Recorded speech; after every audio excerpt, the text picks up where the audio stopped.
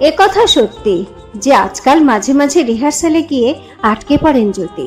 আর এই কথাও সত্যি যে অভিনেত্রীর জন্য সব বাবুরা পাগল, সেই স্বয়ং নটি বিনোদিনী জ্যোতি ঠাকুরের রূপে গুণে মুগ্ধ।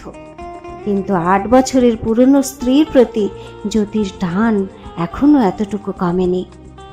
কাদম্বরীর গলায় চাপা অভিমান ঠিকই টের পান জ্যোতি। বলেন, যখন বাইরে যাই আমার হৃদয়টা তো তোমার সিন্ধুকে জমা রেখে যাই গো, তবু তোমার মনে সন্দেহ। কি জানি, আমি তো তাদের মতো ছলা কলা পারি না। কাদম্বরী নিচু গলায় বলেন, তার মতো সুন্দরীও নই।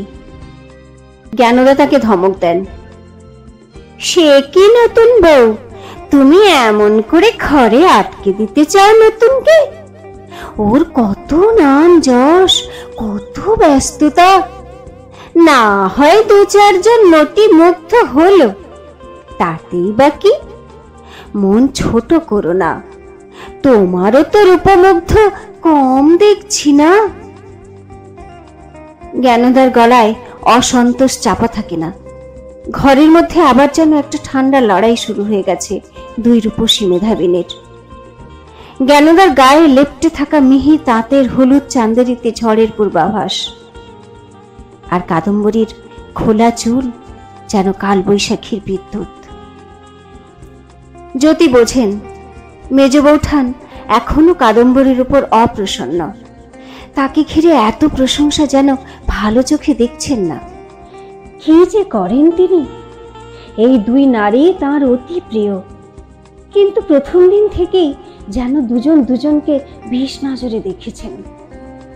পরিস্থিতি সামলাতে জ্যোতি বলেন, মেজ বৌঠান, আমি তো এখনো মুগ্ধ তোমাকে দেখে, আজীবনের মুগ্ধ হরিণ। ইনি হেকেটি হলে তুমি বর্জিনী। তা বর্জিনী বৌঠান বুঝি শকুন্তলার মতো হরিণ শিশুকে গুণ করেছেন? জ্যোতিকে কটাক্ষ করে অমনি কাদম্বরী বলে ওঠেন। স্বর্ণ অধীর বোধ করেন এতক্ষণ এসব আলোচনায়। তোমরা কি শুধু এইসব রসের কথা বলবে, না ভারতের লেখাপত্র কিছু পড়ে শোনাবে? দাও না নতুন, কি লেখা এসেছে দেখি। রবি ফাইল থেকে একটি কবিতা এগিয়ে দিয়ে বলেন, দেখো না দিদি, অক্রুর দত্তের বাড়ির এক মহিলার রচনা, খারাপ নয়, পড়ে দেখো। স্বর্ণকুমারী কাগজটি হাতে নিয়ে দেখলেন কবিতার উপরে মুক্তোর মতো হাতের লেখায় কবির নাম, গিরীন্দ্র মোহিনী দাসী।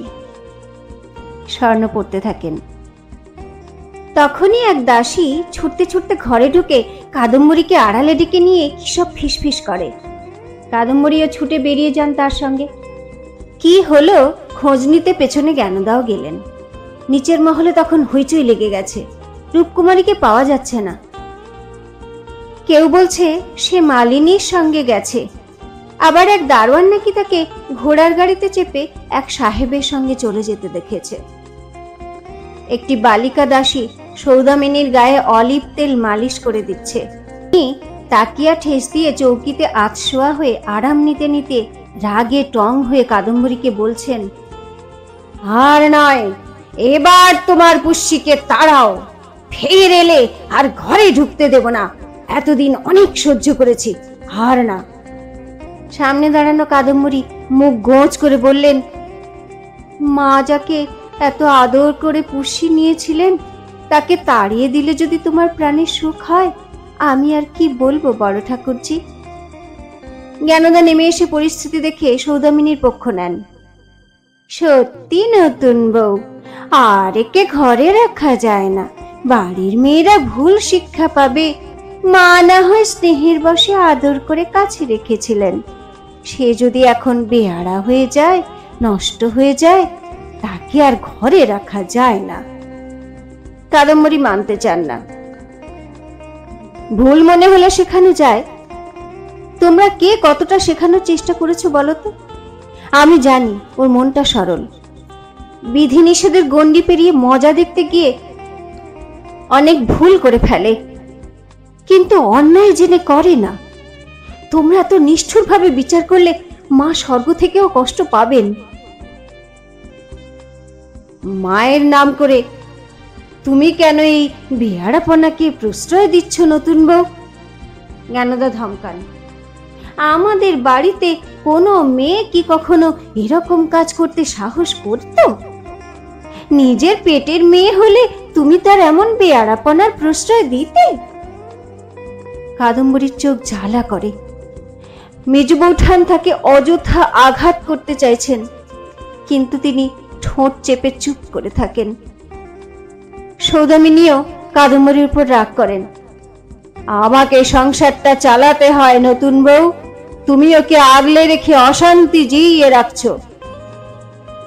একে তোমার চালচলন নিয়ে বাঁকা কথা শুনতে হয় আমাকে, তার উপর ওই অবাধ্য মেয়েটাকে পুষছো। আমার চালচলনে আবার কি দোষ দেখলে বড় ঠাকুরজি? কাদম্বরী অভিমানী স্বরে জানতে চান। সে আর শুনে কি হবে বাছা? সৌদামিনী বললেন। নিচের তলায় তো নামও না আজকাল, জানবে কি করে?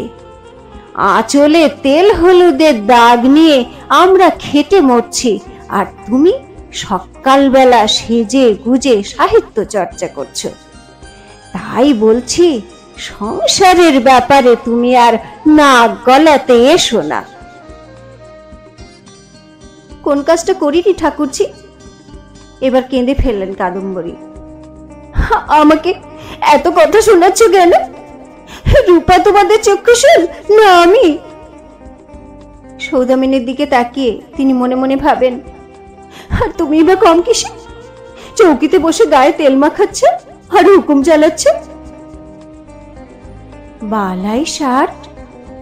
নিপময়ী এবার বললেন, তুমি কেন চক্ষুশূল হবে নতুন বউ?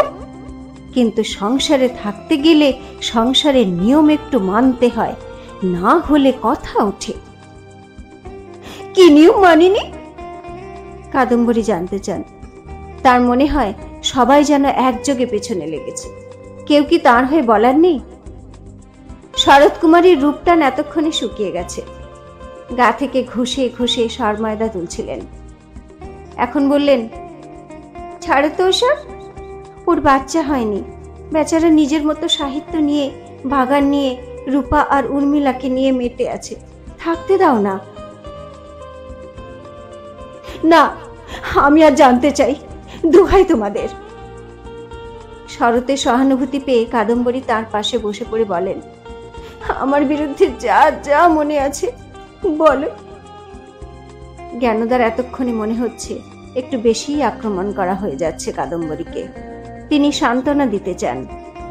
দেখো নতুন বউ, তুমি ওদের থেকে দূরে দূরে থাকো তো, বাইরের লোকেদের সঙ্গে রোজ মেলামেশা করছো, এসব সবাই ঠিক ভালো চোখে নিতে পারছে না। পর্দা তো আমি ভেঙেছি, বাইরের পুরুষদের সঙ্গেও যথেষ্ট মিশি, কিন্তু বাড়ির মহিলাদের সঙ্গেও মিলেমিশে থাকি।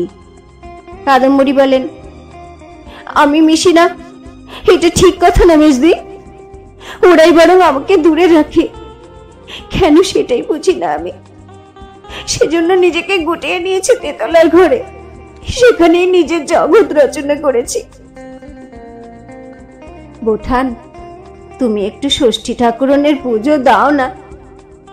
মানদা দাসী বলল, এত বয়সে ছেলে বলে হয়নি, দোষ কেটে যাবে। নিজের কোলে একটা এলে রূপা রূপা করে পাগলামিও সারবে।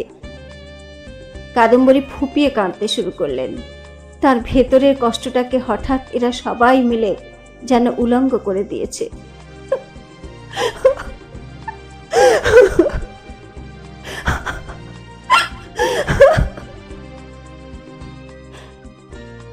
সন্তান না হলে কি নারী জন্মের কোনো দাম নেই? শুধু মা হতে পারছেন না বলে বাড়ির মেয়ে মহলে সবাই তাকে পর করে দেবে। তাকে কাঁদতে দেখে স্বর্ণর খারাপ লাগে। এগিয়ে এসে পিঠে হাত দিয়ে বলেন,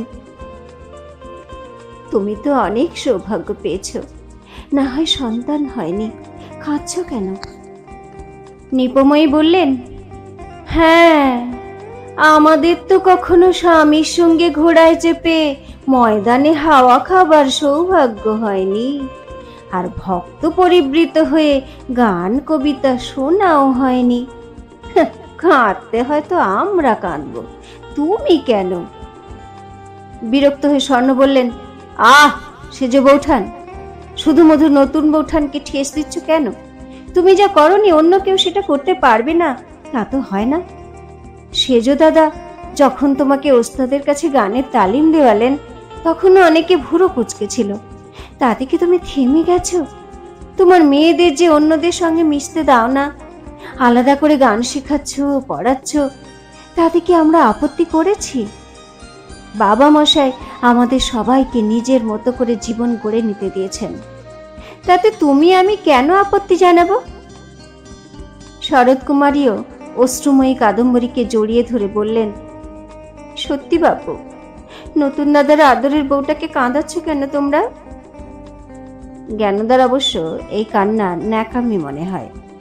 কাদম্বরী কেঁদেই বাজিমাত করবে ভাবছে, কিন্তু তিনি তা মুখে বললেন না, বরং বললেন, নতুন বউ, তুমি নিজের মতোই থাকো, কিন্তু ওই রূপাটাকে নিয়ে বাড়াবাড়ি করো না, তাহলেই কেউ কিছু বলবে না তোমাকে।